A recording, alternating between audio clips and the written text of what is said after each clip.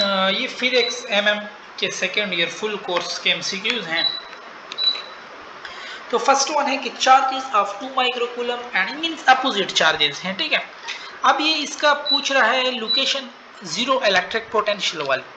तो ये हम पहले से पढ़ते आ रहे हैं कि इलेक्ट्रिक फील्ड का पूछ ले तो वो सेम चार्जेस के दरमियान जीरो होता है, और ठीक है, सेम चार्जेस के दरमियान इलेक्ट्रिक फील्ड जीरो होता है, और सेम चार्जेस के दरमियान इलेक्ट्रिक पोटेंशियल जीरो नहीं होता। फिर अब अपोजिट चार्जेस में आ जाओ। अपोजिट चार्जेस के दरमियान इलेक्ट्रिक पोटेंशियल जीरो होता है और अपोजिट चार्जेस के दरमियान इलेक्ट्रिक फील्ड जीरो नहीं होता, ठीक है। तो अब इसने पोटेंशियल पूछा हुआ है, तो ये अपोजिट चार्ज है तो इनके दरमियान जो होगा वो फिर ये जीरो होगा, ठीक है। फिर आपसे पूछ रहे हैं कि एनर्जी डेंसिटी। तो आई थिंक हमने पीछे ये सेकेंड ईयर इलेक्ट्रोस्टैटिक में भी ये किया था कि energy density directly proportional to the E square, electric field के साथ डायरेक्ट है। थर्ड वन है if electric line of forces are parallel, इसका मतलब है वो यूनिफॉर्म है, वो नॉन फ्रिंजिंग फील्ड है, ठीक है। Second by ohm equal to, second by ohm किसके बराबर है, T is equal to R C, तो R नीचे आ जाएगा, ठीक है, इस तरफ भी काट दो, T by R second by ohm, ये C के बराबर है, और C किसको कहते हैं, फेराड है। 2 capacitor of capacitance 2 microfarad 1 microfarad are in series, series में है तो पोटेंशियल फिर क्या होगा, तो सीरीज में तो पोटेंशियल सेम नहीं होते, बिल्कुल यही एमसीक्यू तो हमने पीछे किया था, बट वहां पे पैरेलल था, पैरेलल में पोटेंशियल सेम होता है, वहां पे हमने 1:1 लगाया था। तो अब यहाँ पे 2:1 दे रहा है, C inversely proportion to the 1 by, यहाँ पे तो सीरीज है, पोटेंशियल तो सेम नहीं है, करंट पूछता फिर हम 1:1 लगाते, यहाँ पे V पूछ रहा है तो V तो इनवर्स है, अगर ये 2:1 है तो वो 1:2 हो जाएगा। 6 एनर्जी स्टोर कैपेसिटर के लिए ये सारे फार्मूले यूज होते हैं, ये तो हमने पीछे न्यूमेरिकल में भी यूज किए हैं, ठीक है। फिर है electric and gravitational forces, they are conservative both, and electric field intensity and electric flux density, ये दोनों सेम नाम है एक ही के, ठीक है। तो इनके यूनिट भी फिर सेम होंगे, फार्मूले में डिफरेंट आ सकता है, ठीक है, डायरेक्शन में डिफरेंट आ सकता है, बट यूनिट लाजमी बात है सेम होगा, फोर्स पर यूनिट चार्ज, और ई जो है फ्लक्स पर यूनिट एरिया, ठीक है। फार्मूले में डिफरेंट बट यूनिट इनका सेम निकलेगा। और direction of electric forces and electric field intensity parallel to each other, the uniform electric field between two oppositely charged parallel and metal plate is E from positive ratio of distance is R1:R2, ठीक है। then the ratio of electric field intensity क्या होगा आपके पास, कह रहा है uniform electric field है, फिर E क्या होगा 1:1, सेम ही होगा, uniform electric field is independent of distance. A wire has resistance R and resistivity 0 if length become twice, length twice है तो resistance directly proportional to the length, तो resistance भी क्या हो जाएगी, डबल, बट रेजिस्टिविटी पे कोई असर नहीं होगा। बी ऑप्शन बिल्कुल करेक्ट है आपके पास। अच्छा, इसमें स्ट्रेचिंग का केस दिया हुआ है, सॉरी, ठीक है। तो स्ट्रेचिंग में L स्क्वायर होता है क्योंकि उसमें एरिया भी कम होता है, ठीक है। अगर आप कंसेप्ट देखें ना, लेंथ बाय एरिया है, लेंथ डबल होता है, एरिया हाफ होता है, तो ये फिर 2 2s are 4, बट हम डायरेक्ट फार्मूला लेते हैं, ठीक है, रट्टे के लिए याद करने के लिए, तो L का स्क्वायर हम लेते हैं, इसमें 2 पुट करो, 2 का स्क्वायर 4, तो 4:1 होगा। 3 रेजिस्टेंस है, ठीक है, पैरेलल में कंडक्ट किए, अगर सीरीज में कनेक्ट करते उसमें तो रेजिस्टेंस बढ़ता है, पैरेलल में कनेक्ट किए तो पैरेलल में इक्विवेलेंट रेजिस्टेंस क्या होगा, वो सारों से कम होगा इक्विवेलेंट, ठीक है, 1 से भी कम होगा, 2 से ज्यादा किसी से भी नहीं हो सकता। The graphical representation of Ohm law between current and voltage, Ohm law में आप लोगों ने पढ़ा है, स्ट्रेट लाइन आती है, the current in electrolytic cell is carried out by both positive and negative ion, two bulbs, एक 100 वाट का एक 200 वाट का है, ठीक है, 110 वोल्ट और 220 वोल्ट पर, the ratio of their resistance, इनकी रेजिस्टेंस क्या होगी, R1 by R2, P equal to V square divided by R, ये फार्मूला आप लोगों ने पढ़ा होगा, तो V1 स्क्वायर हो जाएगा और नीचे इसके लिए P1 और इसका हो जाएगा P2 और V2 स्क्वायर नीचे, ठीक है।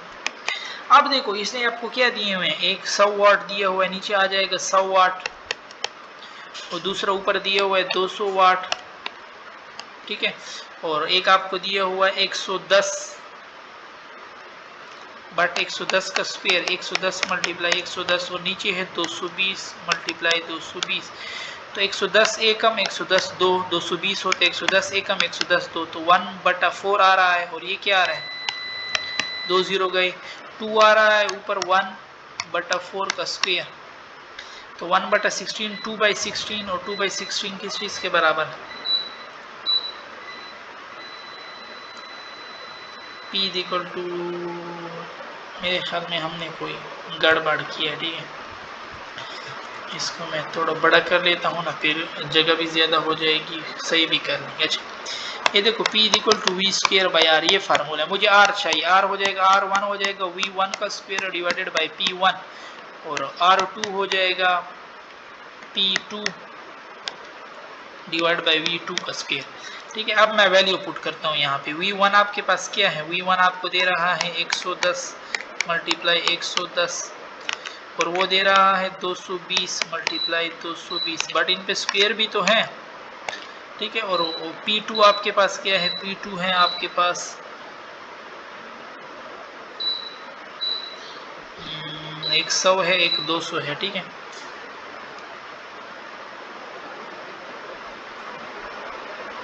एक 110 का स्क्वायर बाई 100 तो ये रंग तो हम नहीं कर रहे हैं। P2 आपके पास है 200 और P1 आपके पास है 100। अब देखो ये 0 0 गया ये 0 0 गया ये 2 0 इधर 2 बचा 11 कम 11 11 2 ने 22 11 कम 11 11 2 ने 22 ये आ रहा है 1/4 तो 1/4 ना P equal to V square by R. या अगर इस तरह कर लें पहले मैं एक के लिए मालूम कर लेता हूँ तो एक के लिए क्या 110 मल्टीप्लाई 110 डिवाइड बाई 100 2 0 गए 11 में 10 110 होता है 121 आ रहा है ये ठीक है P1। P2 में मालूम कर लेता हूँ P2 क्या है 220 मल्टीप्लाई 220 डिवाइड बाई 200 0 गए और 2 11 मल्टीप्लाई 22 11 मल्टीप्लाई 22 आपके पास कितना आता है या देखो ये आया था आपके पास 11 मल्टीप्लाई 11 तो 11 मल्टीप्लाई 11 डिवाइड बाई 11 मल्टीप्लाई 22 11 11 गया 11 कम 11 1/2 आंसर आ रहा है ठीक है। ये इसमें मेरे ख्याल में हम कोई गलती कर रहे हैं इसलिए हमारे पास फिर अकेला अकेला कर लिया ठीक है 1/2 आपके पास इसमें आंसर आ रहा है। 16 है कि द मैग्नेटिक फील्ड मैं और नजदीक कर लूं ताकि सही नजर आए the magnetic field of earth. अब एक रटा पॉइंट है याद करने वाला है ठीक है वो हाफ गास के बराबर होता है तो 0.5 गास 10 की पावर 0 तो है 1b। A conventional current is pass through a conductor which is at right angle the conductor experience a force. Fleming left hand rule से करो अभी मैं तो आप लोग को नजर नहीं आ रहा ठीक है तो फ्लेमिंग लेफ्ट हैंड रूल से करो थंब जो है वो क्या आपके पास रिप्रेजेंट कर रहा है फोर्स 4 फिंगर क्या रिप्रेजेंट कर रहे हैं मैग्नेटिक फील्ड मिडिल फिंगर वो करंट रिप्रेजेंट कर रहा है।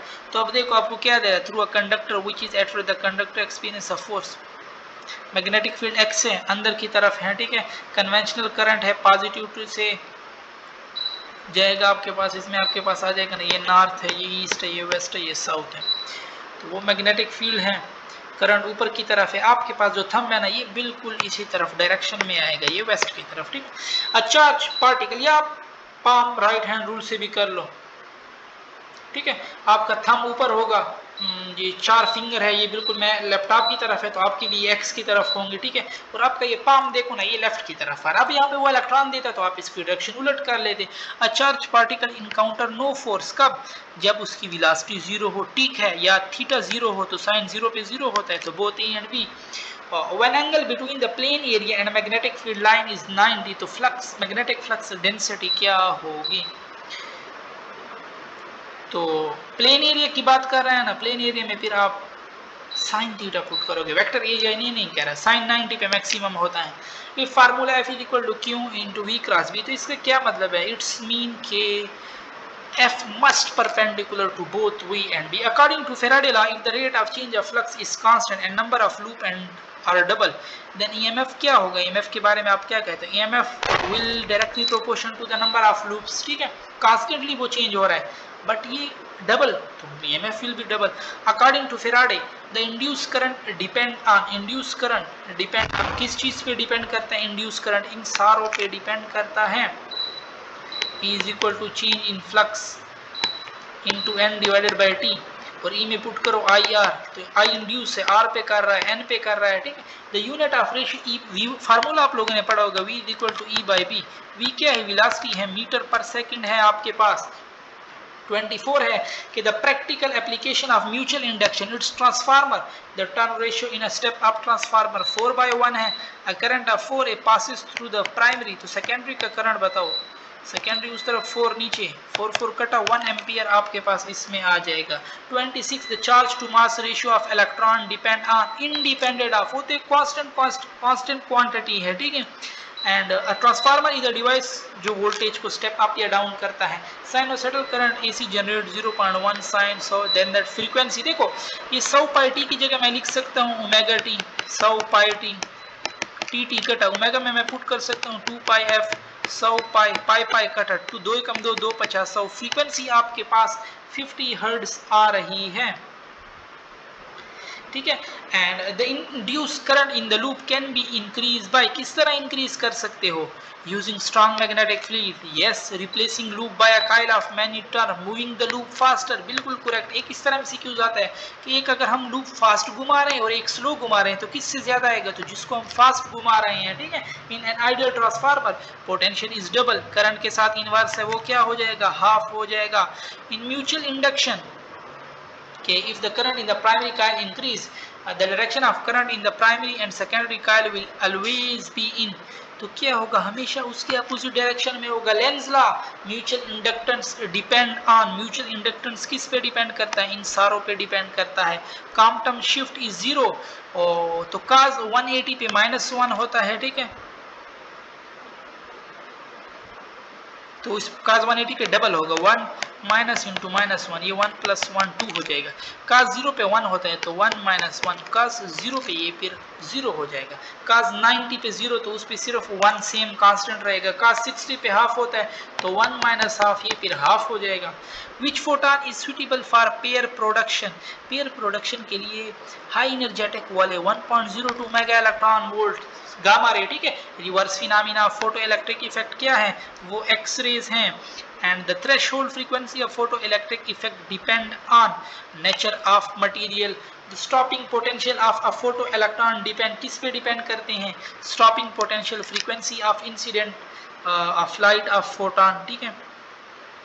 एंड 38 है कि आइंस्टाइन के लिए कौन सी इक्वेशन है? अभी आप लोग को याद करनी चाहिए, ए वाली इक्वेशन बिल्कुल करेक्ट है, ठीक है। फोटो इलेक्ट्रिक में और पॉसिबल यूनिट ऑफ डिस, तो पॉसिबल यूनिट इसका है सेकंड इनवर्स, हार इनवर्स, ये आपको दे सकते हैं डे इनवर्स, ठीक है।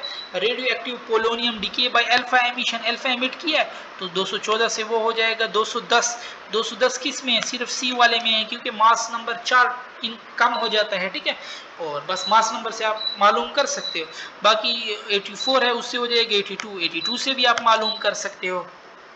41 है कि the rate of decay of radio active substance time के साथ डिक्रीज होता है। 42 है कि a sample contain an radio active after 4 half life number of nuclide कितने डिके हुए होंगे? देखो पहले हाफ लाइफ में 1/2 डिके और 1/2 रिमेन, दूसरे हाफ लाइफ में 1/4 रिमेन, और अच्छा इसको तुम रिमेन कर लो, ये डिके 1/4 रिमेन और 3/4 डिके। तीसरे हाफ लाइफ में हो जाएगा 1/8 रिमेन और 7/8 डिके। फोर्थ हाफ लाइफ में हो जाएगा 1/6 और ये हो जाएगा 15/16। तो फोर्थ का पूछा हुआ है 15 which one poses greatest penetrating power, neutron का सबसे ज्यादा है। The total number of spectral line, तो जब मारा है 5 से 1, ये देख लो n2, ये बहुत ही इंपॉर्टेंट क्वेश्चन, n2 - n1 फिर n2 - n1 प्लस 1, ठीक है, और डिवाइडेड बाय 2। अब इसमें पुट करो, n2 आपको क्या दे रहा है? 5 - 1 फिर 5 - 1 प्लस 1 डिवाइडेड बाय 2, -1 प्लस 1 गया, इधर हो जाएगा 4 4 5 20, 20/2, 10 लाइन आपके पास आएंगे, ठीक है। आप खुद अप्लाई करेंगे जब फिर आपको समझ आएगी। If an electron in hydrogen atom jump from third orbit to second orbit the emitted radiation has a wavelength क्या होगा? अच्छा देख लो 1 बटा wavelength is equal to red work 1 बटा पी क्या है, तो एक दे रहा है 2 का स्क्वायर, एक दे रहा है 3 का स्क्वायर, तो हो जाएगा। अच्छा इससे अगर हम डायरेक्ट इस तरह कर लें, अच्छा भाई इससे भी करो 2 2 4 3 3 9 9 4 36 एलसीएम हो जाएगा। इसका मतलब है 1 बटा लैम्डा नीचे 36 है, तो 36 तो ऊपर ही जाना है, तो इसमें कहीं भी 36 ऊपर नहीं है, सिर्फ ए वाली इक्वेशन में आप आगे जाओगे नहीं, बस डायरेक्ट ये पुट करो। Continuous spectra is an example of black body radiation. कभी कभार एक्सरेज से भी आते हैं कंटिन्यू वाले। ब्रैकेट सीरीज फोर्थ ऑर्बिट की बात करते हैं, जब भी कहीं से आए फोर्थ में, थर्ड पास्चन की बात करते हैं, फिफ्थ पफंड की बात करते हैं, सेकंड बाल्मर की बात करते हैं, फर्स्ट डिस्कवर भी बाल्मर हैं। Dash diode are use for full wave rectification in bridge, bridge में 4 यूज होते हैं। A PN junction diode can not be use has increasing the amplitude of an AC signal, ये नहीं करता, ये वाला फंक्शन नहीं करता, ठीक है। 50 है आपके पास के application of a forward bias, तो it's a narrow the depletion region. 51 है कि angular velocity of a charge particle moving with uniform magnetic field, कौन सा फार्मूला इसके लिए यूज होता है, सी। बाकी मालूम किस तरह कर सकते हो आप, क्यों V B M V square by R, V कटा एक, ठीक है, इस तरफ हो जाएगा क्यू बी और आर, और उस तरफ बच रहा है वी स्क्वायर, वी सॉरी क्योंकि वी कट गए, तो वी में मैं पुट कर सकता हूँ आर ओमेगा, आर आर भी कटा, इस तरफ बच जाएगा क्यू बी और ओमेगा। अब इसने ओमेगा आपसे पूछा हुआ है, ठीक है, और उधर एम भी तो था ना, एम नीचे आ जाएगा, तो क्यू बी बाई एम, ये देखो सी वाला फार्मूला आपके पास बनता है। 52 में कह रहा है आपके पास कि 220 ओम रेजिस्टेंट वायर स्ट्रेचिंग केस कर रहा है, ठीक है, लेंथ डबल, तो पहले मैंने पढ़ा स्ट्रेचिंग केस में एल का स्क्वायर 4 गुना बढ़ जाएगा, 20 4 80 ओम आपके पास हो जाएगा। When a particle deflect more in, जिसका मास सबसे कम, it's electron, the energy store by which deflect more in a perpendicular, तो जिसका मास जितना कम डिफ्लेक्शन से आता है, the energy stored by capacitor is u if the distance between the plate is increase, then energy store क्या होगी, energy store क्या है, यू के लिए फार्मूला हम यूज करते हैं ना 1/2 E naught E square A D. अब इसने ये नहीं बताया कि आप लोग ई को कांस्टेंट रखो, the energy store bye a capacitor is you if the distance between the plate. देखो ना, अगर मैं ई को कांस्टेंट नहीं रखता, ई में भी फार्मूला है V by D, V square by D square, D D कटा, डी के साथ फिर इनवर्स है, अगर डी इंक्रीज करोगे एनर्जी डिक्रीज होगी, ठीक है, उस लिहाज से डी, अगर ये कहता है ई को कांस्टेंट रखो, फिर U directly proportion to D है, फिर इंक्रीज होगी, ये भी फिर हो सकते हैं, ठीक है। तो यहाँ पे हमारी डिस्कशन फिर खत्म होती है।